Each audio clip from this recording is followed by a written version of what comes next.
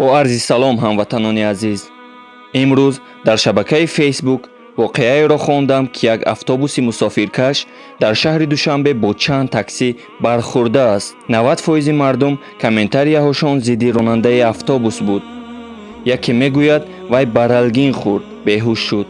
дигаре кайфи нос, дигаре бо телефон гап мезад мегӯяд, дигаре мегӯяд маст буд, яке ҳуҷҷати ронандагиро харида буд мегӯяд ва ғайраҳо.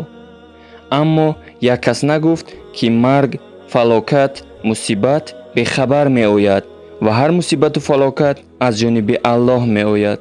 фикр намекунанд, ки вай дар сари чамбарак хоб бурд ё ягон фикр дар сараш омад самти ҳаракаташро гум кард. пешниҳоди хуб карданд. тафтиш кунанд, агар ронандаи автобус гунаҳкор бошад, биёед дар ин моҳи муборак ҳамагон 1 сомону 10 сомону 100 сомон ба он бародар хайру эҳсон кунем, зеро 7 мошинро таъмиру тармим кардан хона салод мешавад бечора.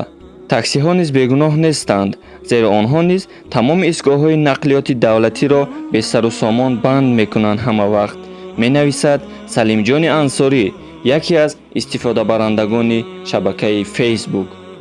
агар шумо ҳам пешниҳоди ин бародарро қабул доред, лутфан ба видео лайк гузоред ва фикрҳоятонро нависед.